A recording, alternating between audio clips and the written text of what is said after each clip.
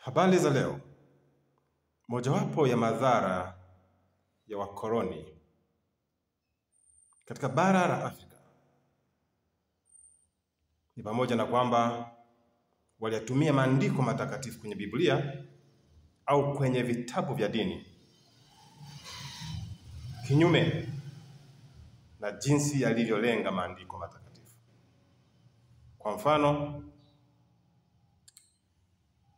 ziheshimuni kila mamlaka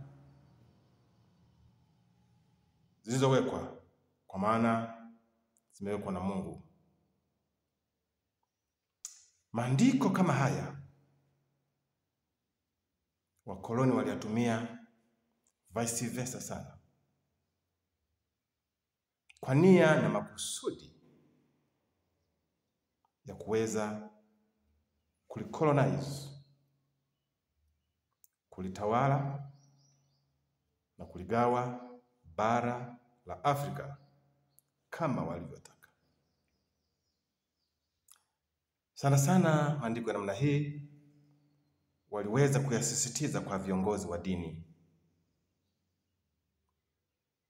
Kama nilivyosema kwamba mojawapo ya nyenzo zilizowasaidia wakoloni katika kuligawa bara la Afrika ilikuwa ni dini. Dini walitumia katika makusudi hayo.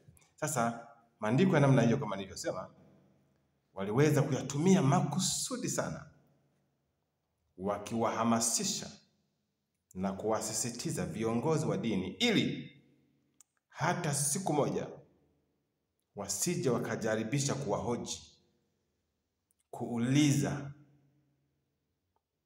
kutaka kudai haki zao fulani za msingi. Kwa walijaribisha handle kutumia maandiko ya kwenye vitabu vya kidini. Kwa wale waliokuwa wasaidizi wao, unajua missionaries walivyokuja, kama mnakumbuka, pia waliweza kuwa mentor, waliweza kuwafundisha baadhi ya viongozi wa Kiafrika, baadhi ya Waafrika wao kama wasaidizi wao hivi. Kwa hiyo waliweza kuwahamasisha sana, kuwa mentor sana kwa kutumia maandiko ya namna hiyo. Na ndio maana hata kwenye nyakati hizi bado element za ukoloni katika nchi zetu za Kiafrika zimo, na hata kwenye taasisi zetu za dini, kwa kutumia maandiko yale yale ambayo kimsingi yenyewe maandiko yalikuwa yameandikwa kwa nia njema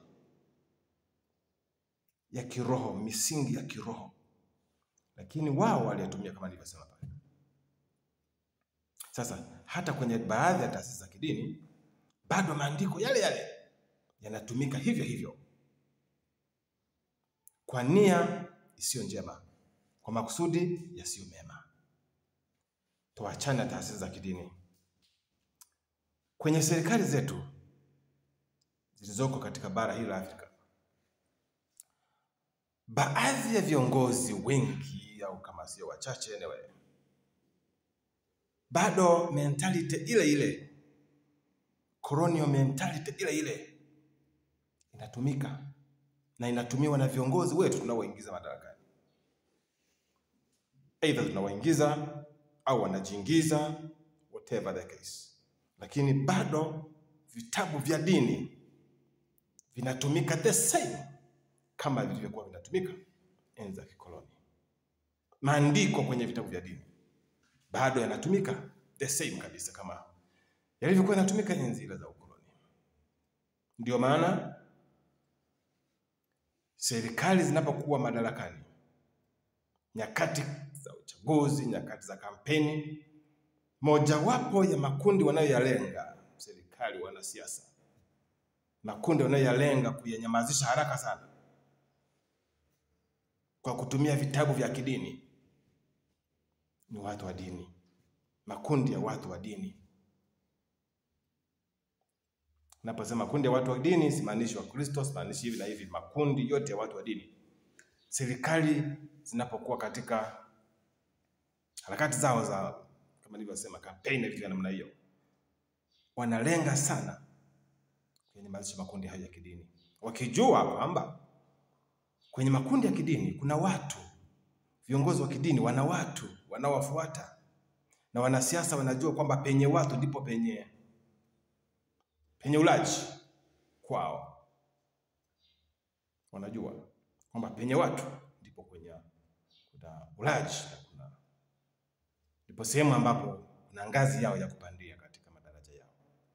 Kwa hiyo wanalenga sana kwenye makundi ya kidini, kwa viongozi wa kidini, kwa kutumia maandiko haya ya kidini kama wakoloni walivyokuwa wanayatumia, kwamba mnyamaze kimya, msiingiliane, msiseme habari za kisiasa. Nye viongozi wa dini, msiingilie huko, msihoji huko, msiulize ya huko, msiseme ya huko, hayawahusu. Msitumie majukwaa yenu ya kidini kuingilia vitu vya siasa. Hiyo tunasema bado ni colonial mentality. Bado colonial mentality iliyotumika katika kuligawa bara la Afrika, na mpaka sasa ipo katika nchi zetu za Kiafrika na kwenye taasisi za dini. Madhara yake ni nini mpaka sasa? Ndio maana kuna viongozi wa kidini sasa, kuna viongozi wa kidini mpaka sasa wako kimya. Yani wanajua kwamba akijaribisha kusema habari za kisiasa, wanajua kwamba akijaribisha kuhoji, akijaribisha kushauri, akijaribisha kusema neno lolote lile la nchi yake. Kwa mfano niseme mfano tu. Juzi hapo umeona wanatuambia kwamba deni la taifa ni trilioni 97. Huwezi kusikia kiongozi wa dini anahoji.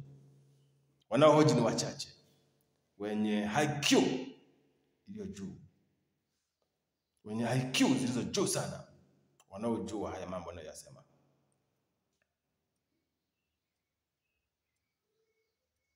Naona. Lakini majority walio wengi anadhania ni dhambi. Wewe ni dhambi.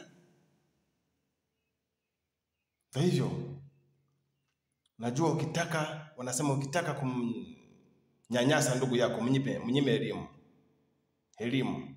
Sasa na wakoloni walilijua hilo kwamba hawa watu tukiwaacha wakafuata misingi yao ya elimu bila kuchafua elimu zao na mila na desturi zao, iko siku watagundua mambo. Waliajua wakoloni hayo. Kwa hiyo kwa kutumia dini waliweza kuchafua vibaya sana. Na viongozi wetu wa kidini nyakati hizi, kwa kujua hivyo, kwa kufikiri hivyo kwamba ni dhambi, wewe anakuambia siasa na dini kama mafuta na maji. Wewe nani kasema hivyo? Nani kasema hivyo? Iko wapi kwenye maandiko matakatifu? Iko wapi? Maneno hayo yali-originate au yalitokea kwenye baadhi ya watu, kwenye misingi ya watu ambao bado fikra zao ni hizo, hawakujua, na limekuwa donda ndugu sasa. Limekuwa donda ndugu, na viongozi wengi kama nilivyokwisha kusema, wanasiasa wengi, imekuwa ni silaha yao. Imekuwa ni silaha yao kutumia vitabu vya dini na kuweza kudhibiti. Na ni mojawapo pia ya ile kanuni ya divide and rule.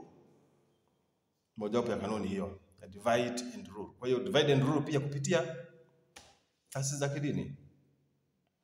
Msiguse huko, msiulize hivyo, msijue hivyo, msifanye hivi, Lakini ukija kuangalia sio sawa. Bado ni ile mentality ya kikoloni. Nimalize hivi. Niwasihi viongozi wa kidini. Taifa letu hili iko siku tutadaiwa. Yaani tukiacha taifa letu hili la Tanzania, tukanyamaza, tukaacha mambo yakaenda kama yanavyotaka kwenda. Tukaacha wanasiasa wakatumia hiyo kanuni ya divide and rule kupitia vyombo vya dini, kutumia mtazamo ya kikoloni kama nilivyokwisha kusema, tukaacha tu akafanya anavyotaka. Tukanyamaza tu, hivi ukisema hivi hapana utakuwa ingilia kati. Iko siku taifa la Tanzania hili, damu ya taifa itadaiwa mikononi mwenu wa Tanzania. Itadaiwa mikononi mwenu viongozi wa dini. Nilishasema kwamba kushauri sio kosa. Kushauri, kusema sio kosa. Na mtu anayekupenda sana kwambia ukweli. Sasa ni kiongozi yupi katika nchi yetu hii ya Tanzania ambaye utakaposema jambo ambalo ni la kuishauri nchi atakuchukia? Wanaweza kukuchukia endapo basi of course kama kuna mentality za namna hiyo za kikoloni. Kwa viongozi wa dini, yako mengi mnayaona mnanyamaza. Yako mengi mnayaona mnanyamaza. Matukio mengi ya ajabu katika nchi yetu hii.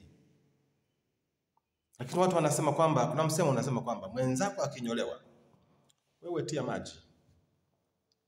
Kama hatuwezi kusema, kama hatuwezi kushauri viongozi wa nchi yetu, kama hatuwezi kushauri serikali yetu, tukakalia kwamba wewe usichanganye.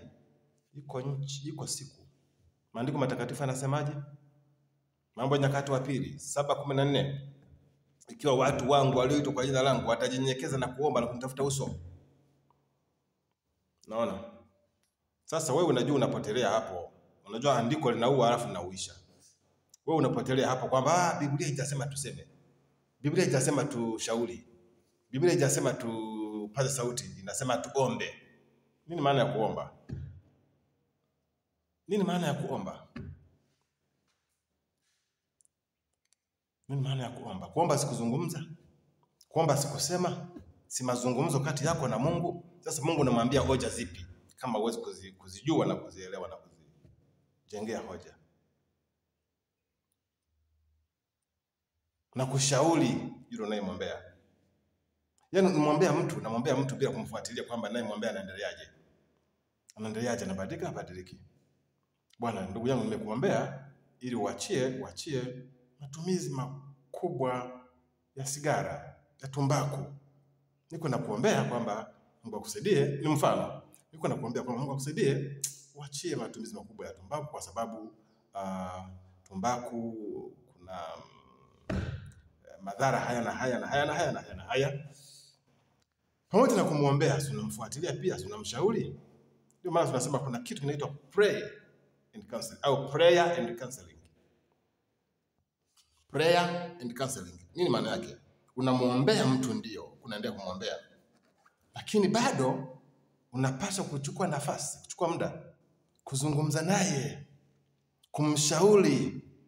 Sio kukuta tunamwombea Mungu amsaidie aache matumizi makubwa ya tumbaku, kumbe anaendelea kuvuta tumbaku.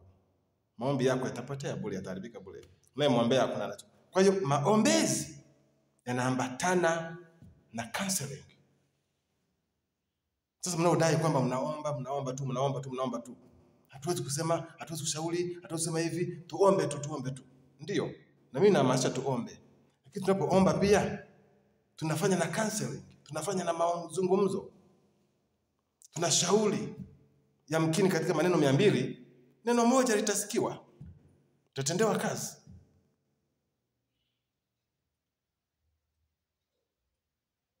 Mimi nichukue nafasi hii kuwapongeza wenzetu watu wa teki baraza nadhani la askofu wa Kikatoliki Tanzania, teki nadhani. Niwapongeze sana. Wale watu wanafanya vitu vizuri. Sio kwamba wanaomba, lakini wanajitambua. Wanajua kwamba baada ya maombi kunahitajika counseling, kunahitajika kusema. Wanajitambua. Lakini hata BAKWATA pia na wenyewe wanaomba. Lakini pia kuna wakati unaona wanasema jambo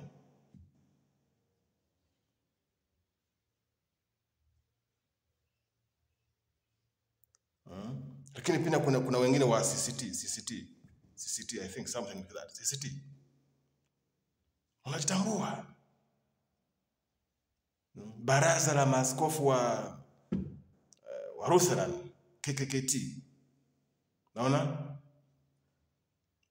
wanajitambua, wanajua wanafanya maombi, lakini baadaye wanakuwa na muda mwingine wa kuzungumza, kusema, kushauri jambo katika liende katika serikali.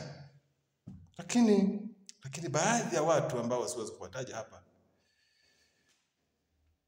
nadhani tuendelee kuboresha mambo. Endelea kuboresha mambo. Vijana wa nyakati hizi wanauita uchawa. Eti uchawa, baadhi ya viongozi wa dini nyewe kama uchawa. Na mimi siwapingi vijana hao. Ni kweli wanaona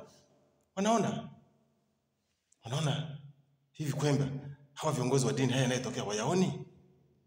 Huyu amepotea, huyu amepotezwa, amefanywa hivi, ikimeenda hivi. Hivi viongozi wa dini hawa, baadhi yao hawaoni hao. Mbona hatuoni kama wanasema jambo? Alafu ni kupoteza nafasi yetu, kwa sababu serikali naamini viongozi wa dini. Naamini kabisa. Ninaamini viongozi wa dini. Tunaposema jambo, serikali wanachukulia kwa makini. Na by the way, hata viongozi wa dini si waumini, kwa wanajua. Hata viongozi wa dini ni waumini katika dini zao. Kwa hiyo ni si wabaya. Shauri jambo kwa nia njema. Lakini kunyamaza kimya. Mmetengeneza mabaraza. Baraza la mitume na manabii, baraza la hivi, baraza mchungaji, baraza safi sana. Umoja huo ni mzuri. Lakini mabaraza hayo yaende mbali zaidi. Yasiwe mabaraza ya uchawa kama vijana wanavyosema. Yasiwe mabaraza ya uchawa. Yawe mabaraza ya kuishauri serikali. Sema jambo kwa nia njema katika serikali yetu. Mbona serikali yetu ni sikivu tu? Serikali yetu ni sikivu mno, ni sikivu sana. Ili wakati mwingine nafasi zenu nyewe viongozi wa dini mnaweza msizitendee haki. Na wenyewe wakawashangaa.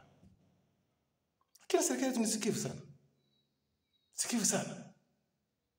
Ndio maana nasema kama viongozi wa dini mtaendelea kunyamaza bila kusema, baadhi ya viongozi wa dini, iko siku damu ya Tanzania itatakiwa mikononi mwenu. Mnafikiri kwamba mkisema mnafanya dhambi, kumbe ndio mnafanya dhambi zaidi bila kutokusema kwenu. Nishi hapa.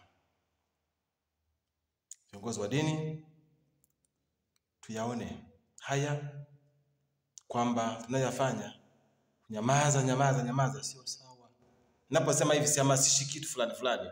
Unajua watu wengine ambao fikra zao zimeshakwenda mbali, unaweza kufikiria anahamasisha hivi. Sihamasishi kitu. Lakini yako mambo ambayo viongozi wa dini tunapaswa kuyasema. Na kimsingi nimesema hivi. Tuachane na ule mtazamo wa kikoloni. Jinsi walivyotumia Biblia na Qur'an na vitabu vya dini kutawala bara la Afrika. Sasa huo mfumo tuuondoe katika akili zetu. Mungu atusaidie sana. Asante.